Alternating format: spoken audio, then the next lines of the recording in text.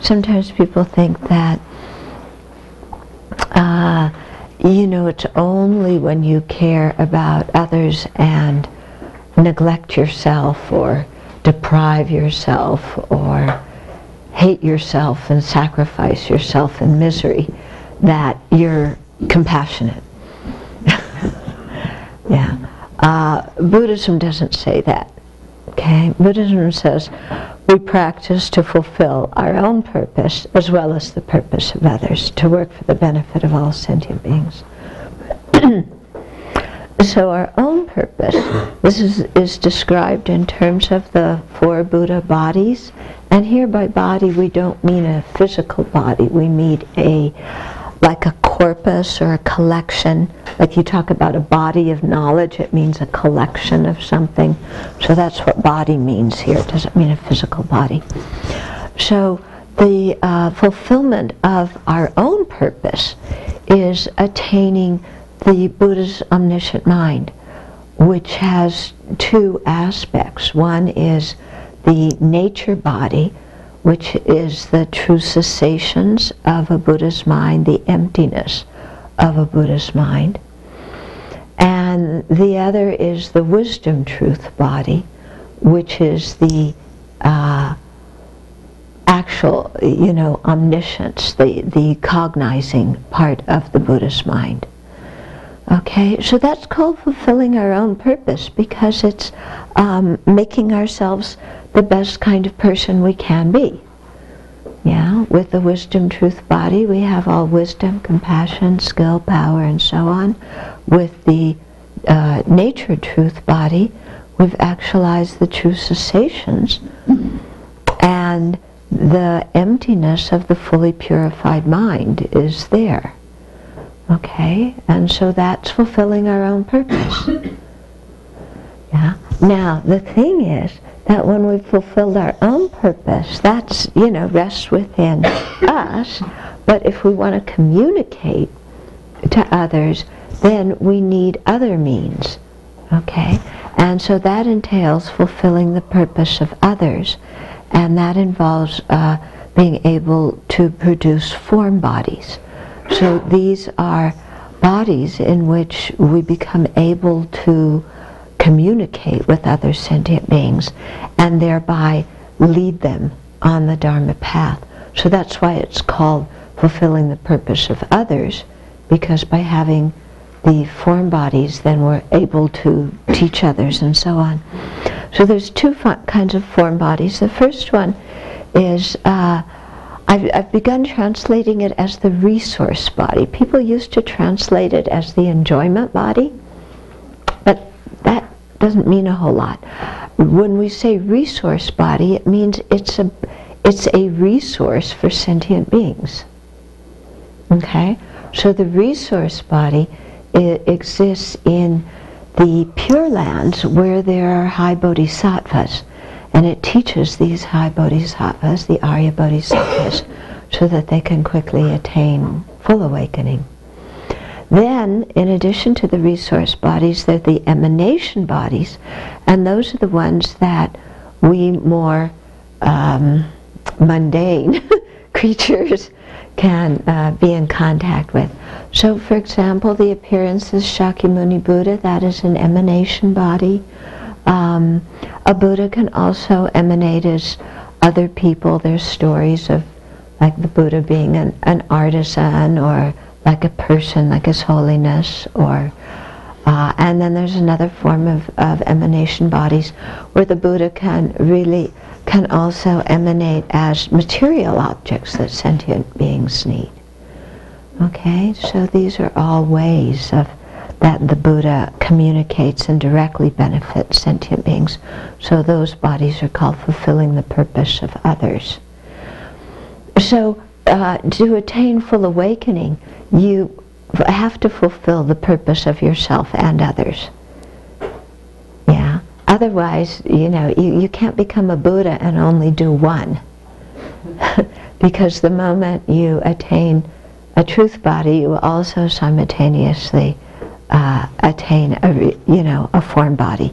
The 2 come together. They're one nature. So, you know, they have to come together. And also because that's the fulfillment of our aspiration, you know, which is to be able to benefit sentient beings and to attain full awakening, to be able to do so.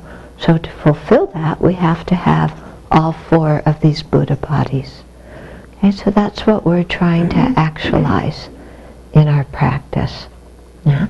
And there are beings who already have those four Buddha bodies, or sometimes you can call them the two Buddha bodies, because the truth, you know, you call it the truth body and the form body. And so, you know, initially when we take refuge, we rely on the beings who already have those two bodies, and in the process of learning from them and relying on them, then we practice so that we're able to actualize those two or four kinds of Buddha bodies. Okay?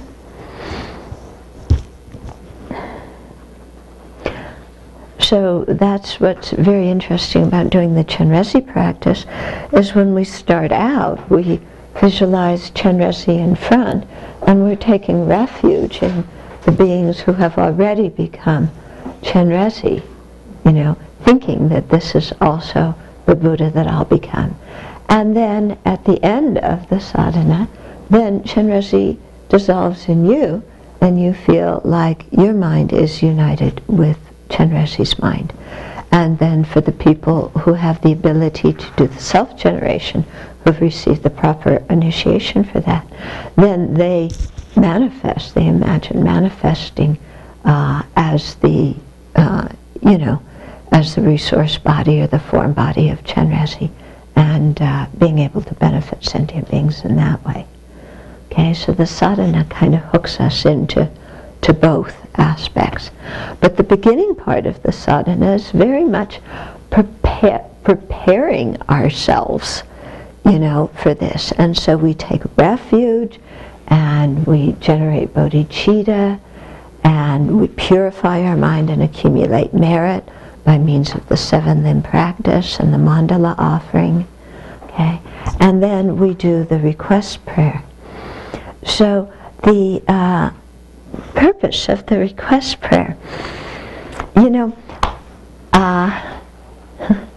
it's worded as if, you know, Chenrezig, please do all these things for me. Isn't it? You know, I mean, Chenrezig, you're the treasure of compassion, okay?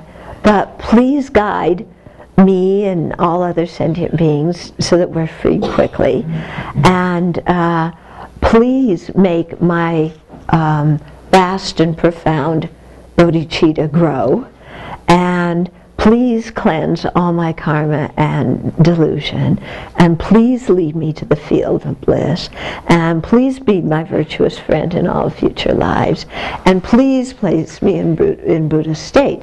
So, you know, we have a whole lot of work for Chenrezig to do here, you know.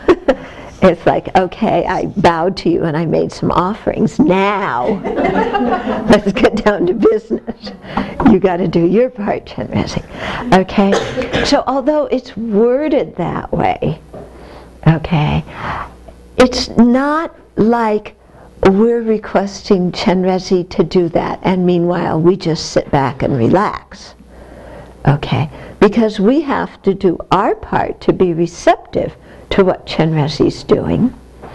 And part of the way the request prayer functions psychologically is to help us become more receptive.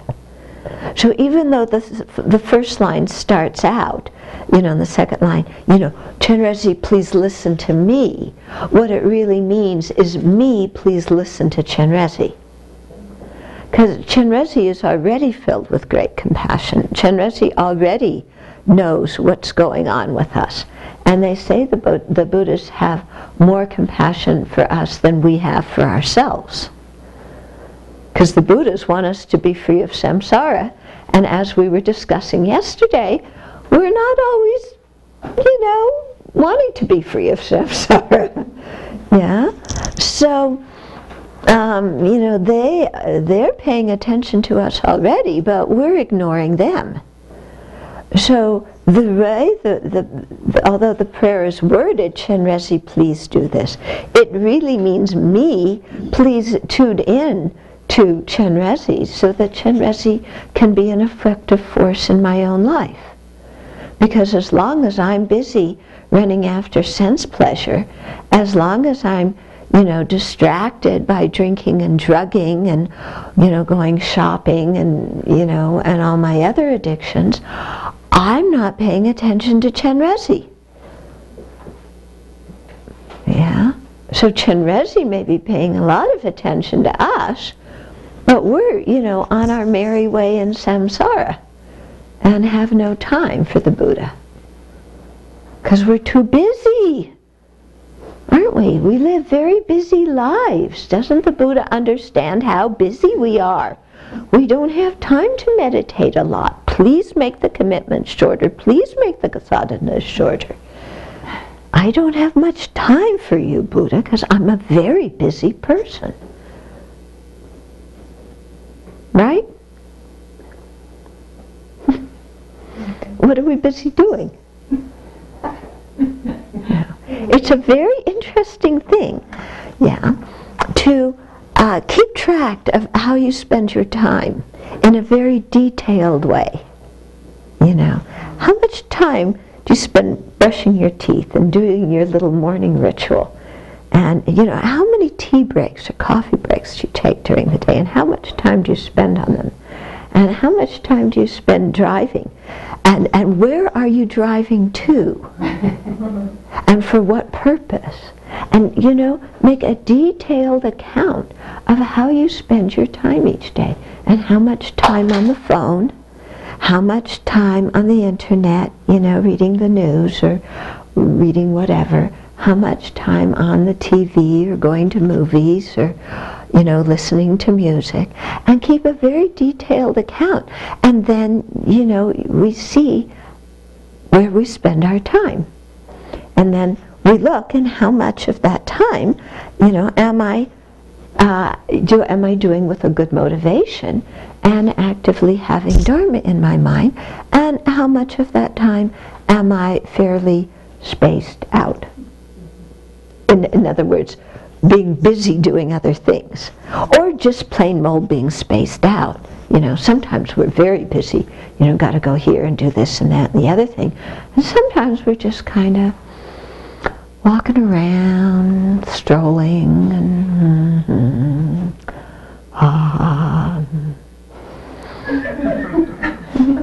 you know that one? Yeah. And if someone walks in the room and we're,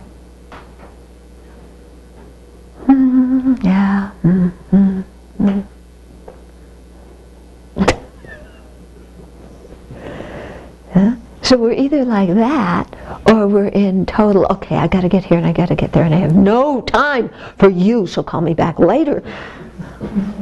Or better yet, don't call me back. Just give me what I want. Okay, so the purpose of the Chenrezig prayer, the request prayer, is for us to tune into Chenrezig. Okay, so, Chenrezig's the treasure of compassion. We're asking him to listen to us, basically saying, may I listen to you? And then, please guide me and all my mothers and fathers, from previous lives, who are all in the 6 realms, going through all the various kinds of traumatic experiences you go through in the 6 realms. And please help us to be free from this ocean of samsara. Now, how does a Buddha help us to be free? He shows us how to help ourselves. Yeah. Okay, and what's the chief way the Buddha shows us how to help ourselves?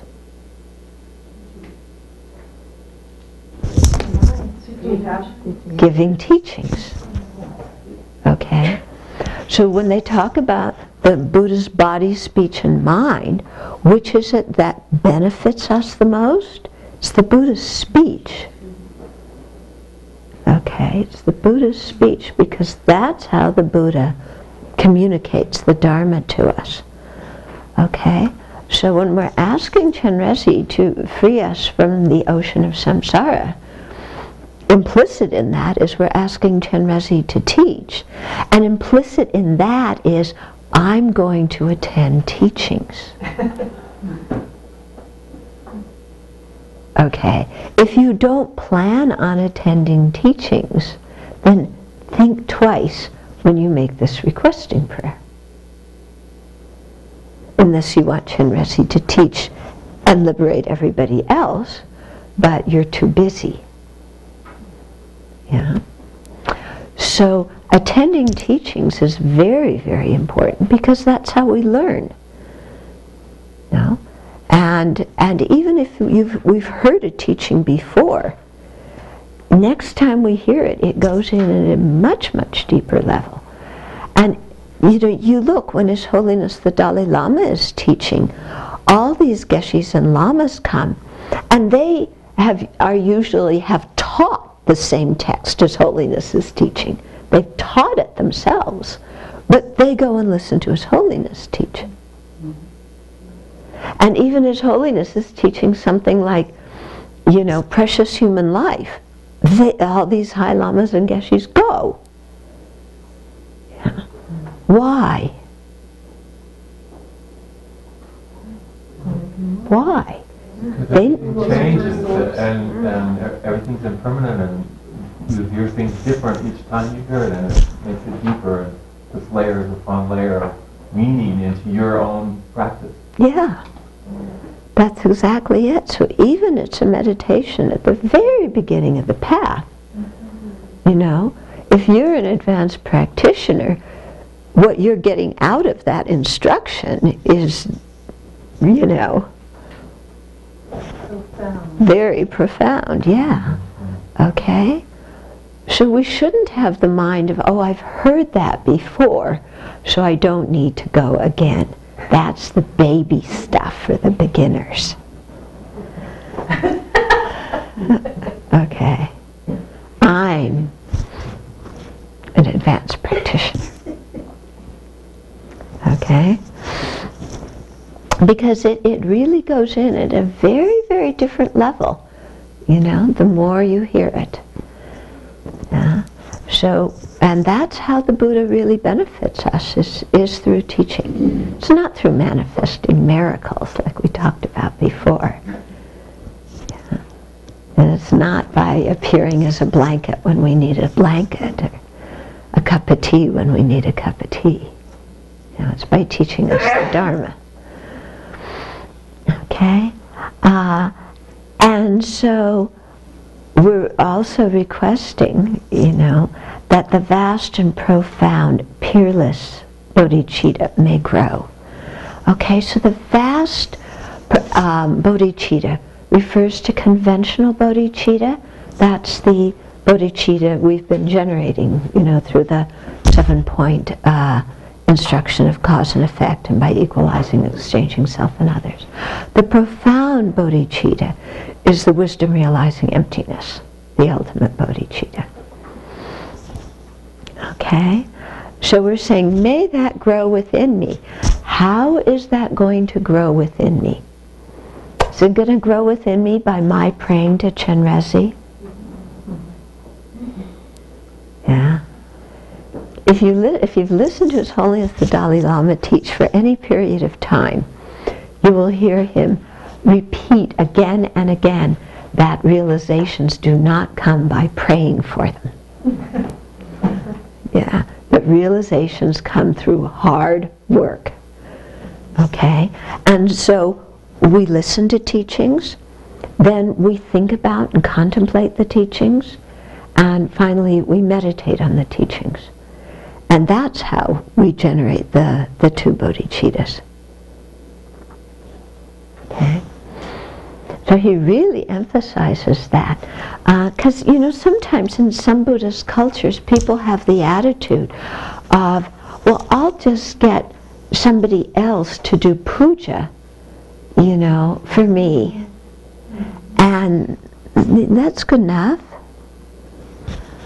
Yeah.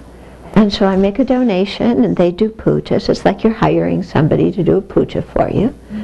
And yes, it's worthwhile and it's virtuous to make a donation for pujas. Yeah. But it's even better if we do the puja ourselves, especially if we're dedicating it for somebody we know, because we're the person who has a strong karmic connection with that person. Okay? So, we need to put forth our own effort. And then we're asking Chenrezig, with his tear of great compassion, to cleanse our karma and delusions. Okay, what is it that is the ultimate cleansing agent for karma and delusions? The wisdom realizing emptiness. Okay. Now, since that's quite an advanced type of wisdom and high realization, then we do other practices before that to start to purify.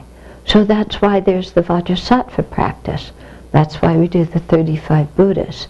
That's why there's the 4 opponent powers that we can do with any Dharma practice. Okay, so we begin to cleanse our own mind. Okay, and then we're asking Chenrezig to lead ourselves and others to the field of great bliss. Okay, to Sutta Kivati. This is Amitabha Buddha's Pure Land. Okay, also located. If you take Paramita path and go to the end, you will find Sutta Kivati.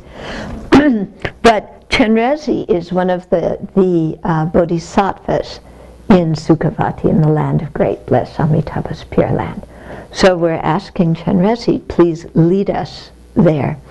The special thing about Sutta Kivati is that ordinary sentient beings can be reborn there. In many of the Pure Lands, it's only for Aryas, but ordinary sentient beings can be reborn in, in Sutta Kivati. And it's not just by praying to be reborn there. It's by, again, practicing and purifying the mind and generating bodhicitta and so on. But we make that connection and that aspiration, and set our intention to be reborn there through this kind of request and through making a very strong determination. Okay. The advantages of being born in Sutta Kivati is that you have all the conducive factors in the environment to practice.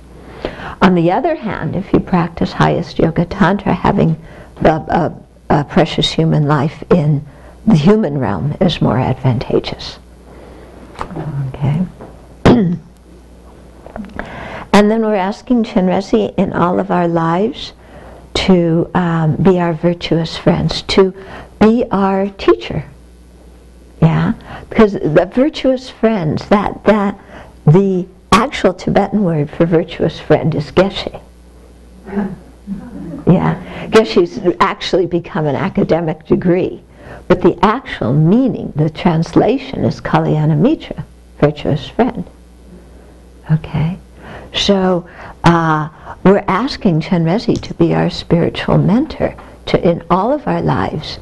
May we never, ever, ever meet or follow Charlatananda. This is extremely important. We laugh, but this is, I cannot tell you how important this is. Because who we hook up with as a teacher is going to determine what path we follow and what result we attain. And we're, very, very foolish. I don't know about you, I am. And I think about, when I met the Dharma, and I just totally lucked out and met absolutely amazing teachers. Yeah, but I was so stupid and so naive that I very easily could have been, captivated by Charlatananda. Because we like people who are charismatic. We're attracted to charisma. We're not attracted to scholarship and realization. This is our problem. We're attracted to the wrong thing. Yeah. And that's how it's so easy to get hooked up with a teacher who, is out to lunch. And then you go out to lunch with the teacher. And I'm not, this can, be in terms of Buddhist teachers too. Just because somebody is a Buddhist or says they're a Buddhist, and just because they've called themselves a teacher doesn't mean, that they have to be your teacher, and doesn't mean that they know the path correctly. Even somebody has the title Rinpoche, it doesn't mean that. Because now titles are just given like randomly, and especially in the West, His Holiness often comments that there's somebody who's completely unknown in the Tibetan community. They move to the West, and all of a sudden they're a Lama and a Rinpoche and a this and a that, and nobody in the Tibetan community even knows them. Yeah? Uh-huh. How can you tell the difference? How can... I mean, a friend who used to come here, and she listens to some guy who's a surfer in California. Yeah. Maybe he is, maybe, I have no idea. Yeah. They say we don't know who's a Buddha and who's not. But I don't know about you, I need a teacher who shows me a good example of how to be. Yes. Yeah. So the Buddha taught in the scriptures the qualifications for different types of teachers. One teacher is a Vinaya teacher, okay, somebody who gives us, refuge in the 5 precepts and our monastic precepts, and teaches us the 4 noble truths, the foundation, vehicle, fundamental vehicle. Then there's the Mahayana guru, who teaches us the Bodhisattva path and gives us the Bodhisattva precepts. And then there's the Tantric guru, who teaches us the Tantric path and gives us Tantric initiations. And there's different sets of qualifications for all 3 of those.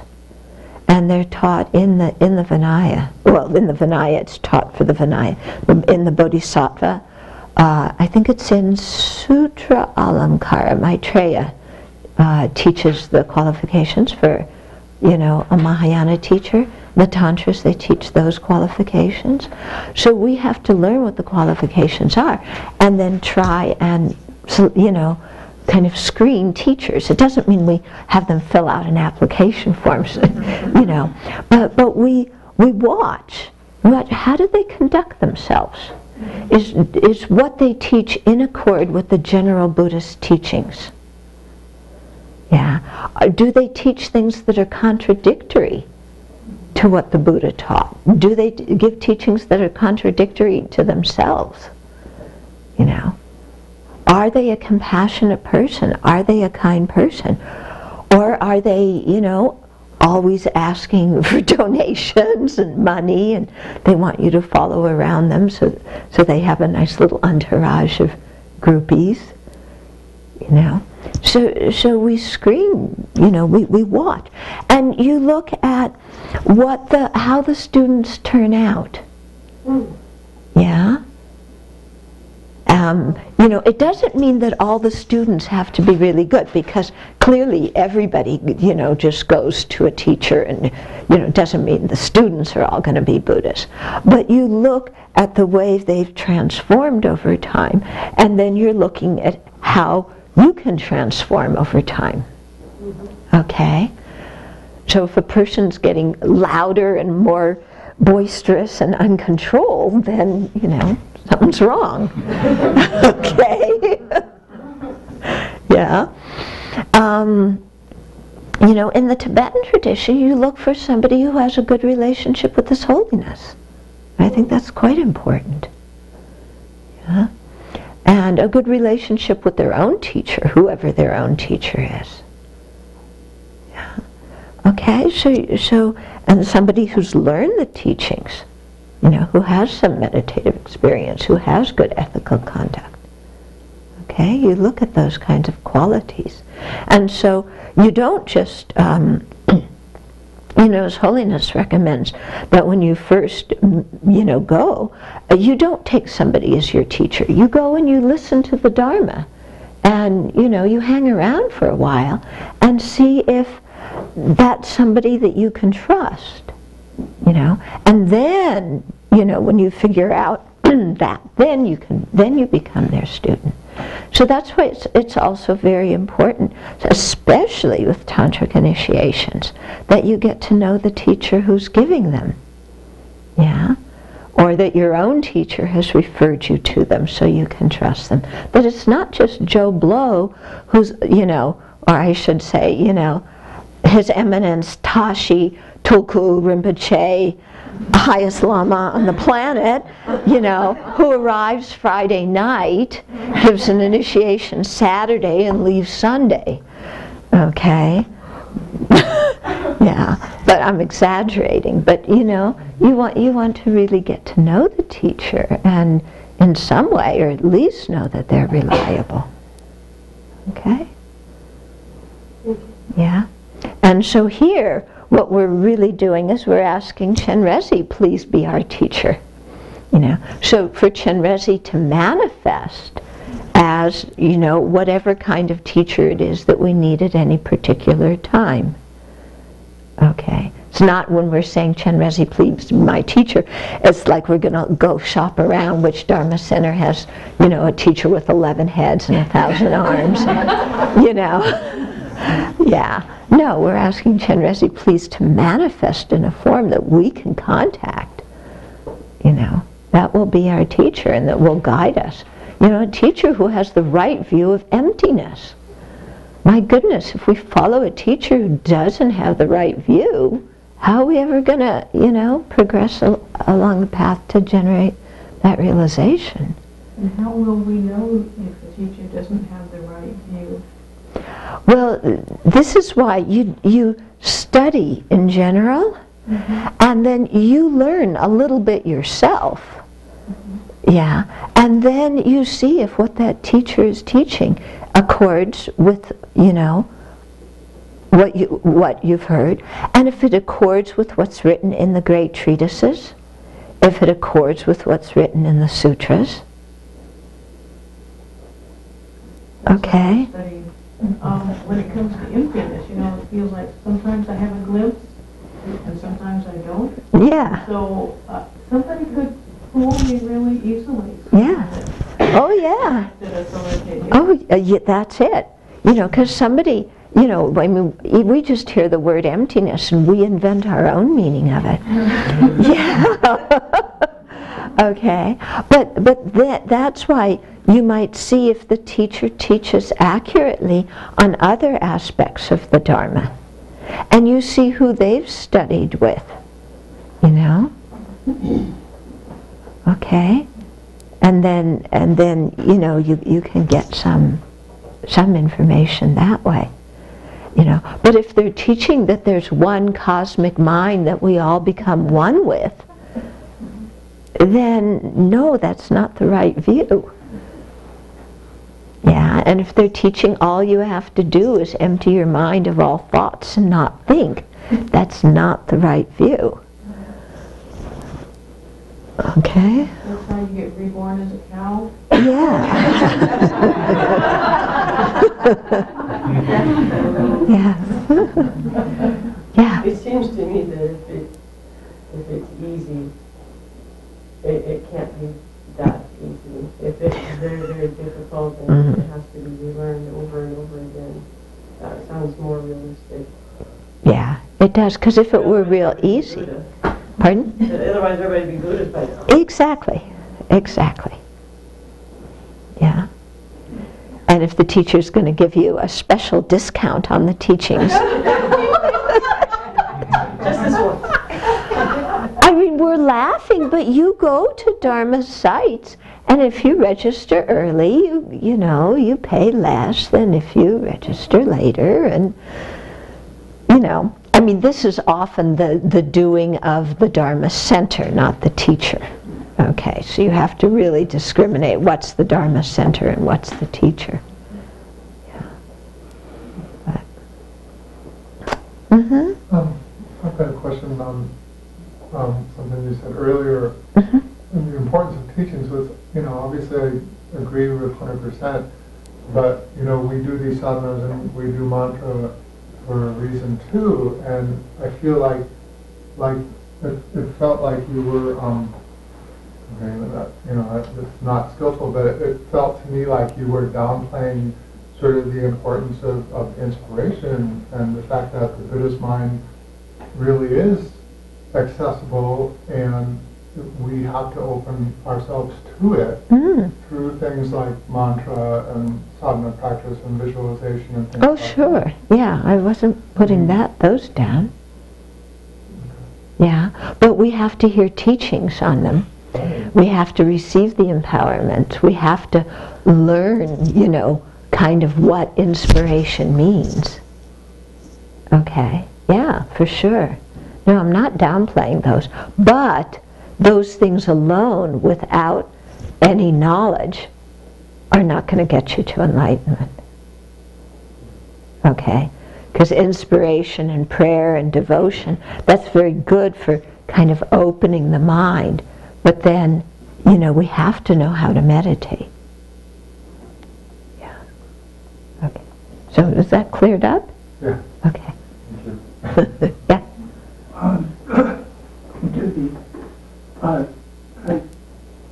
I don't know if I have this right, but if you go to the teachings, do they untie the knots in your chakra so that you become less afflicted gradually over time, or is that? No. No. I mean, maybe if, you know, just for regular, ordinary disciples, you know, the way the Buddhas help us is by teaching us the Dharma, and the way we progress is by practicing that Dharma. Okay? All the stuff with the chakras is a very high tantric practice. There's also Hindu stuff with chakras, you know, and that's a whole different thing, because you do all that meditation, but you do it with, you're not having the correct view of emptiness, by and large, you know. So you can untie all the knots in your chakras you want, and, you know, and get all sorts of feelings of great bliss. But that doesn't mean you have realizations that are going to be stable, that will take you to enlightenment.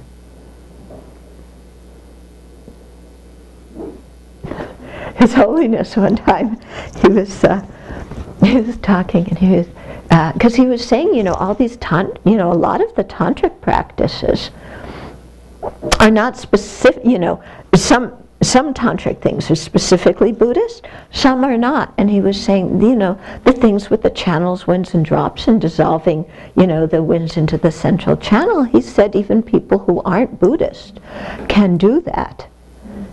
And then he kind of chuckled. He said, I wonder what all these geshes are going to say when I tell them that. Or something to that effect, you know. That this is not just a Buddhist practice. And that's the whole thing with Tantra. You have to do it with renunciation and bodhicitta, and most important, with the correct view of emptiness. Okay? So it's not just all this other stuff. Okay? Mm-hmm.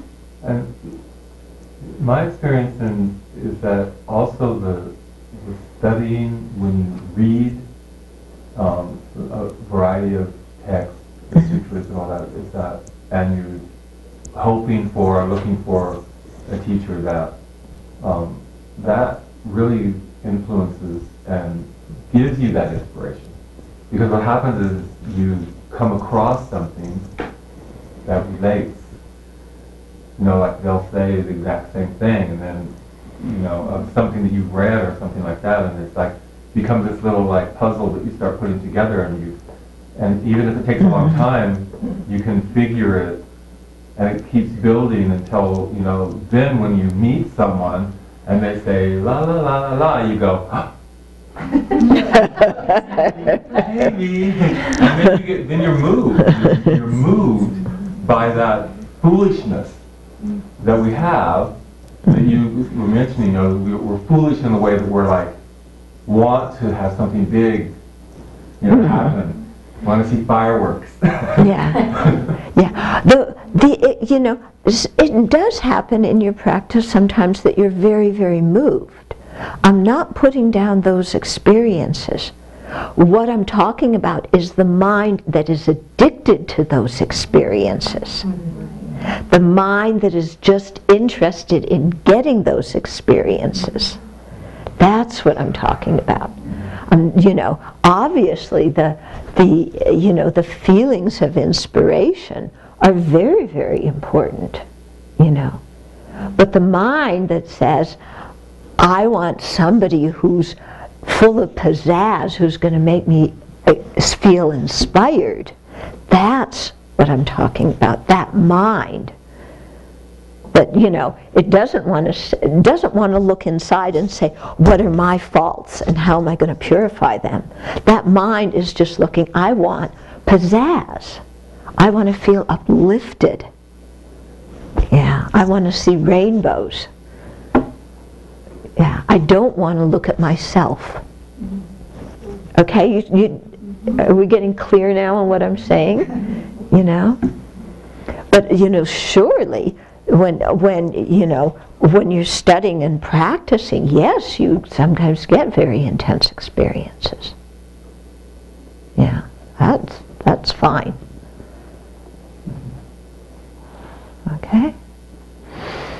Okay, and then asking Chenrezig. Okay, so we've just asked Chenrezig to be our virtuous friend, our teacher in all of our lives, and then show us well the undeceptive pure path. Okay? The undeceptive pure path. So we're making a strong intention, to not only meet Chenrezig, but to be able to hear teachings on the undeceptive pure path. Because Chenrezig can also manifest as a Christian, as a Hindu, as a secular person. Chenrezig can manifest as anything, in accord with the needs of a particular disciple. Yeah. And so that's why we really try not to criticize other spiritual traditions, because even though we may refute their views, okay, those spiritual traditions can still benefit the people who are following them.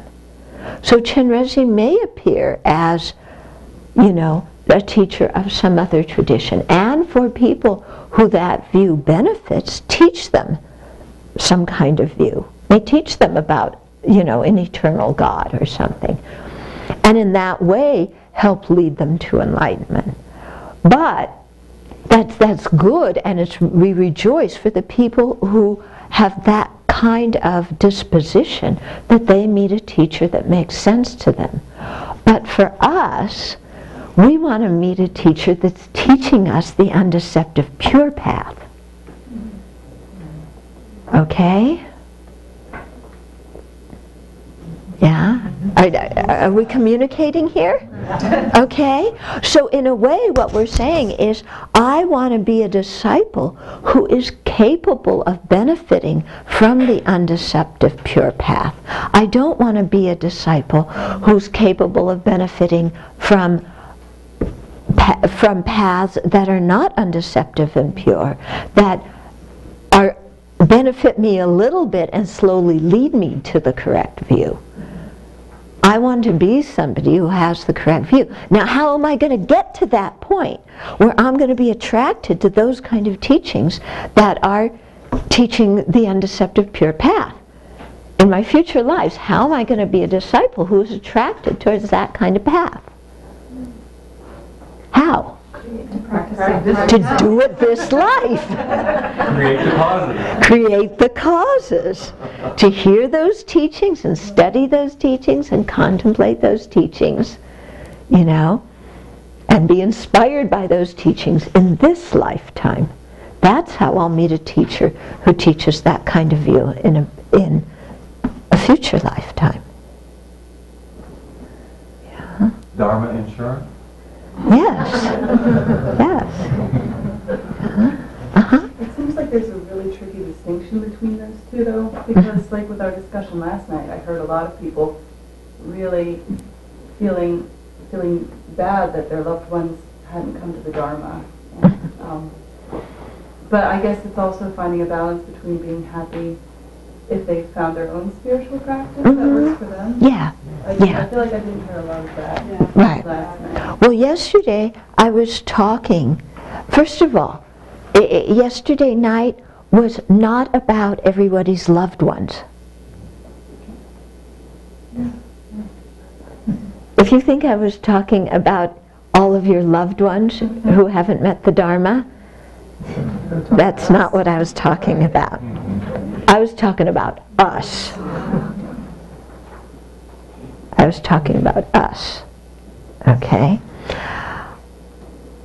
In talking about our loved ones, okay, then what the most important thing is that they try and be a kind person. Yeah? And have a kind heart and keep some kind of ethical conduct. And whether they do this through following another religion or whether they do this through secular ethics, that doesn't matter. But the basic thing is for them, you know, not to create negative karma and to create some virtuous karma and to cultivate a kind heart towards other living beings. And so we rejoice that people who have met a path which teaches them that. Okay? So looking at it from one viewpoint, we rejoice at whatever path somebody has met. And we rejoice to whatever extent they're able to practice.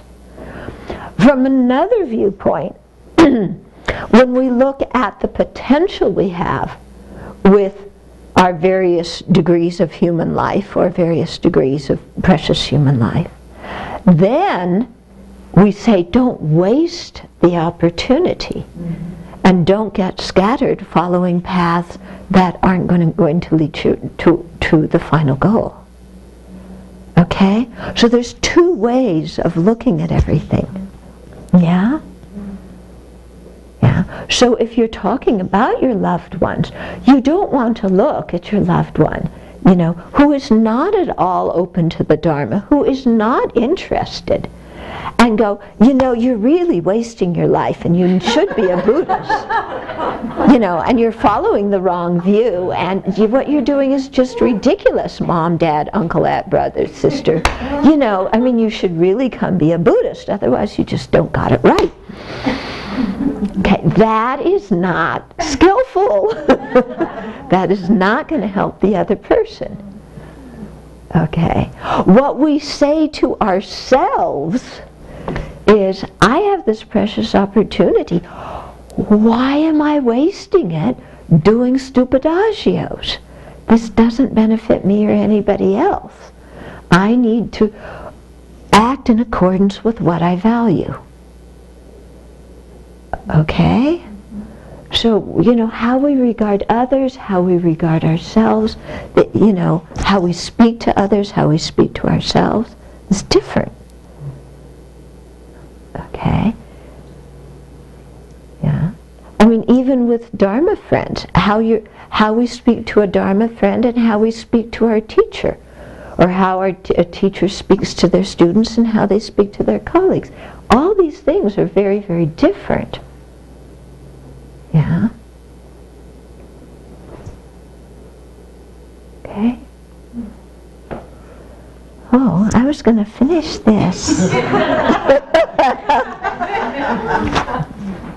Okay. Well, we'll do a little bit tomorrow morning.